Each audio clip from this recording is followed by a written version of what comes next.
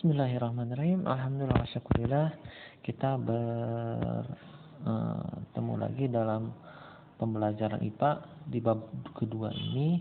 Alhamdulillah yang telah mempunyai kuota bisa melihat beberapa video yang Bapak akan jelaskan seperti apa yang telah dijanjikan Bapak minggu kemarin. Setelah kalian baca dari materi mengenai bab 2 ini, Bapak akan menjelaskan langsung dengan media video ini ya. Dan Bapak minta yang masih bermain berhenti dulu bermainnya, yang lagi nonton TV matiin dulu TV-nya, kita fokus untuk belajar hari ini ya. Biar apa yang Bapak terangkan hari ini kalian semua bisa memahaminya. Oke, mari kita awali dengan bismillah.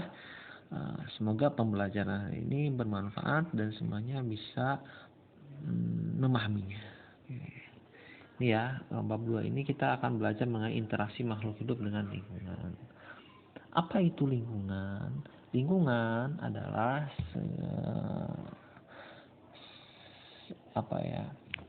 lingkungan merupakan sebuah tempat hidup di mana di sana ada abiotik dan biotik, yang dimana abiotik dengan biotik itu adalah memiliki hubungan timbal balik. Nah, apa itu abiotik? Abiotik adalah makhluk tak hidup. A itu tidak, biotik itu hidup. Berarti abiotik adalah makhluk tak hidup. Contohnya apa makhluk tak hidup? Air, tanah, batu, udara, cahaya matahari, dan yang lainnya. Pokoknya yang tidak hidup adalah termasuknya abiotik. Sedangkan biotik adalah makhluk hidup. Misalnya dari burung, katak, ular, kemudian tumbuhan, itu adalah termasuk dari biotik. Jadi di dalam lingkungan pasti ada unsur biotik dan abiotik. Awas ya, jangan ketukar antara abiotik sama biotik. Biotik itu artinya kehidupan. Kalau ada A-nya berarti dia tidak hidup. Ya.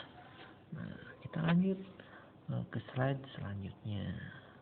Nah, di dalam lingkungan terbagi pada beberapa jenis. Nah, di dalam setiap lingkungan itu kan berbeda-beda. Setiap lingkungan yang berbeda, maka di sana ada makhluk hidup yang berbeda juga. Contoh di sini misalnya ada gurun.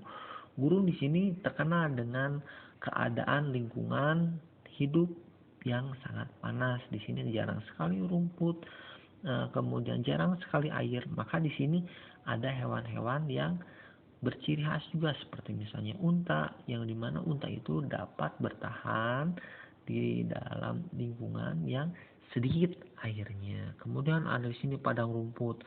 Padang rumput di sini adalah lingkungan yang hanya tumbuh, biasanya itu hanya rumputan. Pohon-pohon di sini tidak bisa tumbuh. Nah, biasanya di sini banyak makhluk hidup yang bergantung pada rumput-rumputan. Kemudian taiga. Taiga itu adalah sebuah lingkungan yang mana sering terjadinya musim dingin. Nah, sehingga ciri dari taiga adalah pohon-pohonnya itu adalah seperti duri, seperti misalnya pohon pohon natal tuh, pohon pinus yang kayak gitu. Nah, itu adalah contoh dari taiga. Kemudian hujan tropis. Hujan tropis di sini ada pohon, ada rumput, ada perdu, di mana kondisi lingkungan tersebut curah hujannya sangat tinggi sehingga banyak sekali tumbuhan. Kemudian hutan gugur, di mana ciri dari hutan gugur ini adalah pohon-pohon tersebut kalanya di mana pohon tersebut akan daunnya itu berguguran. Kemudian ada tundra. Tundra ini adalah lingkungan yang mana cirinya itu pohonnya berukuran tinggi, kemudian pohonnya mirip dengan semak-semak, banyak lumut, kemudian suhunya itu biasanya suhu rendah, suhu dingin. Jadi seringnya itu dingin. Nah, itu adalah pembagian dari lingkungan. Kemudian setelah itu kita akan pada interaksi makhluk hidup. Interaksi makhluk hidup di sini akan ada dinamakan dengan produsen, konsumen primer, konsumen sekunder, konsumen tersier. Apa yang dimaksud dengan produsen? Produsen adalah tingkat makhluk hidup yang berfungsi untuk menghasilkan makanan. Contoh misalnya di sini adalah tumbuhan. Nah, di sini mempunyai arti di mana produsen itu paling banyak, kemudian konsumen primer kedua banyak, setelah produsen kemudian konsumen sekunder semakin sedikit lagi, konsumen tersier paling sedikit. Di sini mempunyai artian. Nah, apa artinya? Jadi semakin ke atas semakin kecil, artinya seperti ini. Produsen itu pastinya paling banyak. Karena apa? Karena di sini tumbuhan ini berfungsi sebagai produsen, sebagai penunjang kehidupan dari banyak makhluk hidup. Di sini misalnya ada kelinci, ada tikus, ada ulat, maka di sini akan banyak sekali yang dibutuhkan oleh konsumen primer makanannya. Kemudian dari konsumen primer itu dimakan oleh konsumen sekunder. Misalnya di sini ada ular. Ular makan kelinci, makan tikus, makan marmut. Nah, di sini pastinya banyaknya konsumen primer gak bakalan lebih banyak dari konsumen sekunder. Maksudnya seperti ini, gak mungkin makhluk hidup yang ada di konsumen primer itu lebih sedikit dari konsumen sekunder. Kalau misalnya lebih sedikit, maka konsumen sekunder akan kesulitan mencari makan karena jumlah populasinya itu semakin sedikit, gak mungkin. Jadi otomatis dari bawah itu akan lebih banyak sehingga konsumen sekunder tidak akan kesulitan dalam mencari makanan. Kemudian ada konsumen tersier. Konsumen tersier ini yang paling sedikit karena dia itu hanya memiliki sedikit makanan. Misalnya di sini hanya ular, sehingga nggak mungkin di sini misalnya konsumen tersier itu sangat banyak. Kalau misalnya sangat banyak, otomatis kebutuhan makanan juga akan semakin banyak. Jadi kalau misalnya makanannya sedikit, kemudian si makhluk hidupnya itu banyak, pasti dia akan banyak yang kelaparan, otomatis banyak yang mati. Maka di sini adalah sistem keseimbangan kehidupan. Jadi pastinya produsen itu yang paling banyak. Contoh misalnya gini. Langsung aja kita ke pembahasan selanjutnya. Nah, di sini ada ini adalah rantai makanan dan ini adalah jaring makanan. Nah, apa bedanya antara rantai makanan dan jaring makanan? Coba lihat gambar dari kedua gambar ini. Apa perbedaannya? Kalau misalnya dilihat, ada yang tahu nggak perbedaannya apa? Nah, kalau misalnya kita selidiki dan kita amati, perbedaan antara rantai makanan dengan jaring makanan adalah seperti ini. Nah, kalau misalnya rantai makanan itu memiliki satu siklus sistem makanan. Misalnya kalau gini, nah di sini ada rumput dimakan oleh belalang, belalang dimakan oleh katak, katak dimakan oleh ular, ular dimakan oleh elang. Elang kemudian di mana akan mati, maka akan diurai oleh dekomposer, oleh fungi. Nah, maka setelah diurai akan bermanfaat bagi apa? Nutrisi tumbuhan. Ini adalah rantai makanan. Tapi coba lihat jaring makanan. Ini ada sawi. Sawi dimakan oleh tikus, sawi dimakan oleh belalang, sawi dimakan oleh ulat. Jadi banyak sekali yang memakan sawi atau tumbuhan tersebut. Beda halnya dengan misalnya ini, tumbuhan ini hanya dimakan oleh belalang. Kan ini banyak dimakan oleh belalang, sama tikus, sama ulat. Nah, begitu halnya dengan belalang. Belalang dimakan sama katak. Belalang dimakan sama burung pipit. Jadi banyak yang memakannya. Bukan hanya satu. Nah, kalau ini hanya satu. Kemudian ini elang. Elang bisa makan burung pipit. Kemudian elang bisa makan tikus. Itu banyak sekali yang bisa dimakannya, bukan hanya satu jenis.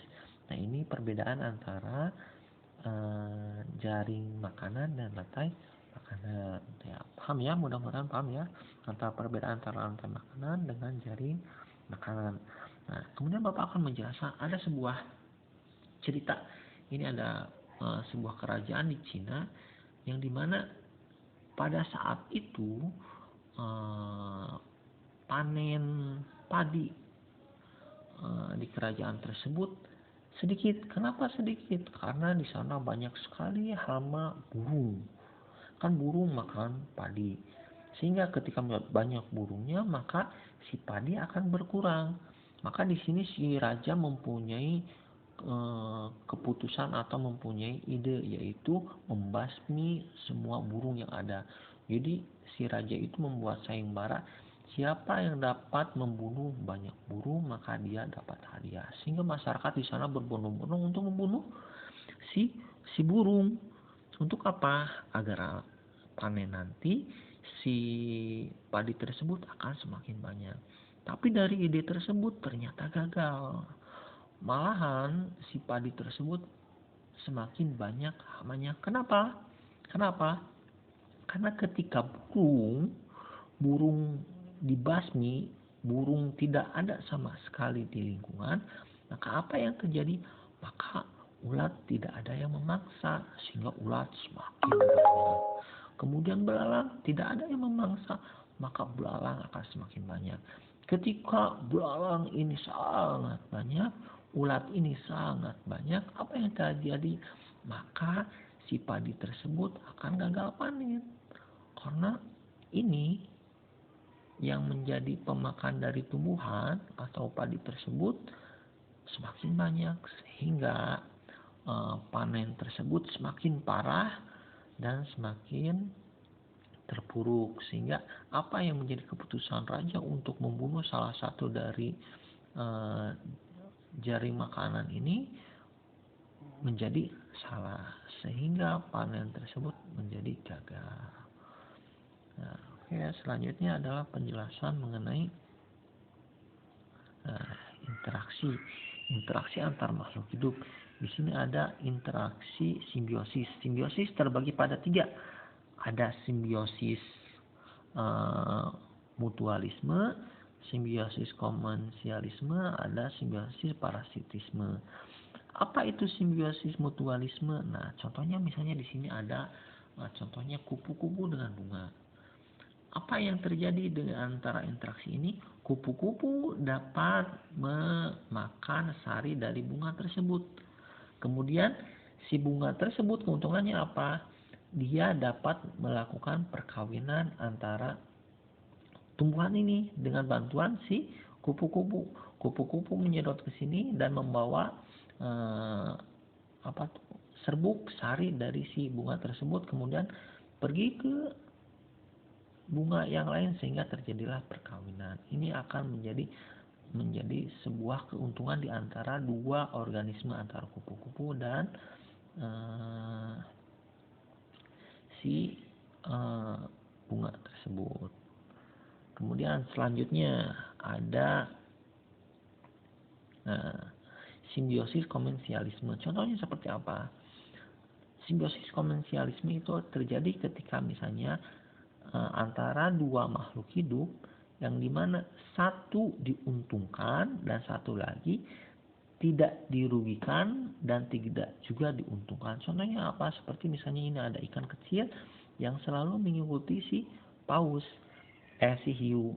Ketika misalnya si hiu tersebut makan, maka di sini biasanya ada sedikit serpihan-serpihan daging yang tersisa, maka akan dimakan oleh si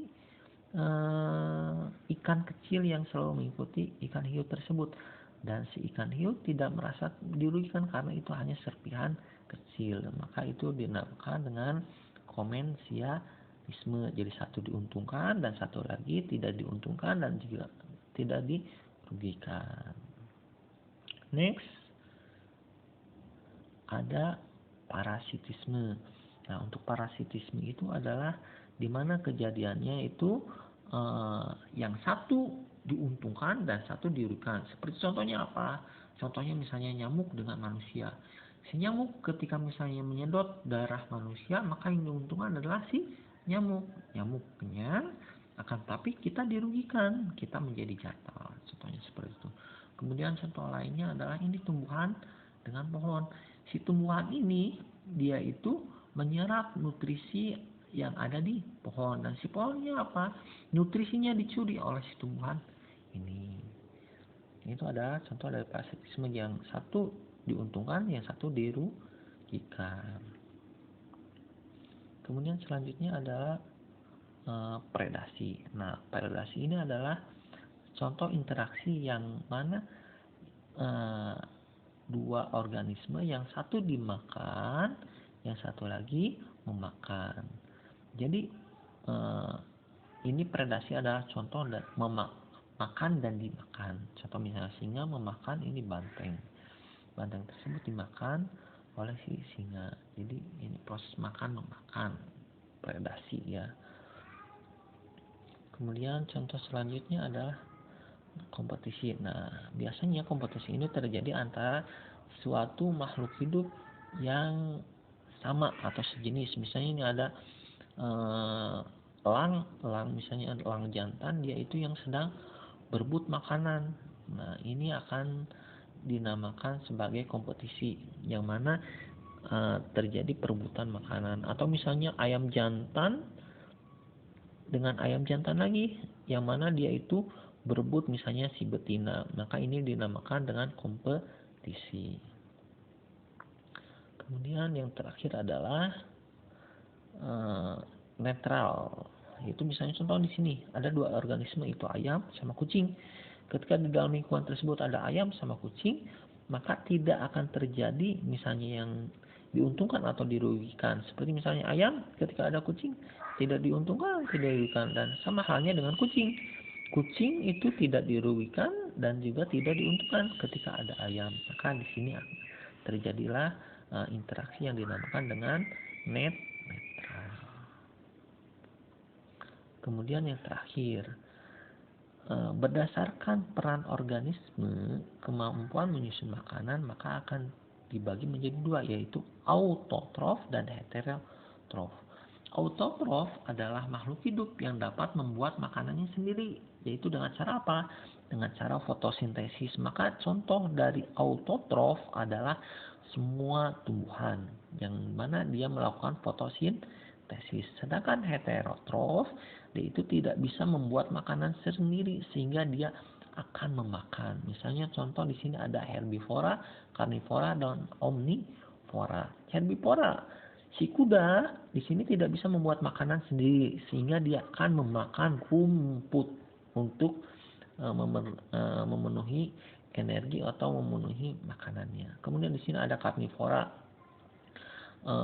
Si beruang ini dia itu memakan ikan atau memakan makhluk hidup yang lainnya, memakan daging, itu disebut karnivora. Kemudian omnivora ini dia biasanya itu bisa memakan daging-dagingan dan bisa memakan tumbuhan. Nah, itu untuk penjelasan dari interaksi makhluk hidup. Semoga apa yang Bapak telah jelaskan semuanya bisa dipahami. Mohon maaf apabila ada kesalahan atau kekurangan. Bapak cukup sekian saja untuk pembelajaran hari ini. Semoga semuanya bisa paham ya. Dan apabila ada yang ingin ditanyakan, silakan langsung chat pribadi ke Bapak aja. Ya. Oke. Alhamdulillah. Syukurillah. Kita akhiri pembelajaran ini dengan doa subhanakallahumma wa bihamdika asyhadu an la ilaha illa anta astaghfiruka wa atubu ilaik.